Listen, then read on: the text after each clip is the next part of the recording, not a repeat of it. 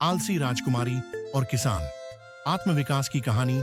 समृद्ध राज्य एल्डोरिया में राजकुमारी लिया रहती थी। उसके पास ऐशो आराम की हर चीज थी। मखमली गद्दे, स्वादिष्ट भोजन और सेवक जो उसकी हर जरूरत पूरी करते थे। लेकिन वह केवल एक चीज के लिए जानी जाती थी, उसकी आलस्य। वह न ज्ञान में रुचि लेती, न कला में, न शासन में। मेहनत और जिम्मेदारी को उसने कभी स्वीकार नहीं किया। राजा एल्ड्रिक को अपनी बेटी की इस आदत से चिंता होने लगी।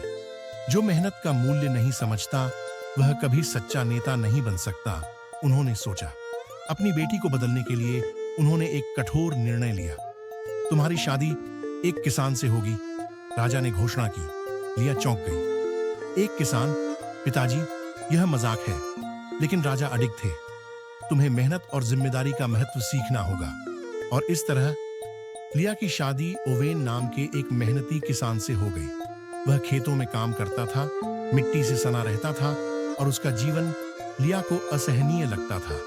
पहला दिन, मुर्गियों के अंडे। सुबह ओवेन ने उसे एक टोकरी दी। नाश्ते के लिए अंडे ले आओ। लिया ने नाक सिकोड़ ली।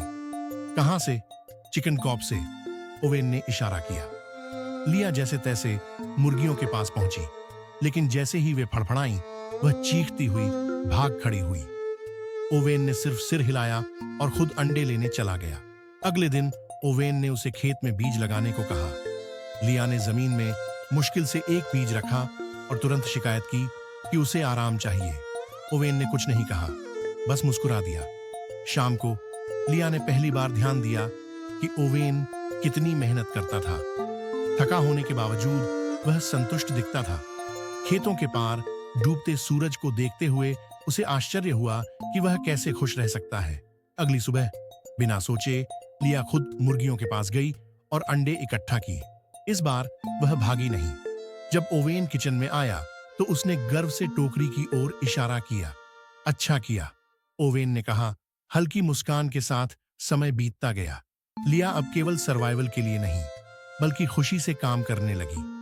उसने खेती की असली सुंदरता देखी, अपने हाथों से उगाई गई फसल, अपनी मेहनत का फल। और धीरे धीरे उसे एहसास हुआ कि ओवेन के साथ बिताया समय ही उसकी सबसे बड़ी खुशी थी। महीनों बाद राजा ने अपनी बेटी को देखने के लिए दौरा किया, यह सोचते हुए कि वह दुखी होगी। लेकिन जो उन्होंने देखा उससे वे चकित रह गए। लिया अब पहले जैसी नहीं थी। उसका रंग धूप से गहरा हो गया था, उसके हाथों में हल्की मेहनत की लकीरें थीं और सबसे खास बात, उसकी आंखों में संतोष था। मैं महल नहीं लौटूंगी पिताजी, उसने कहा। मुझे यहीं अपना जीवन मिल गया है। राजा ने मुस्कुराकर सिर हिलाया। तो मेरा निर्णय सही था।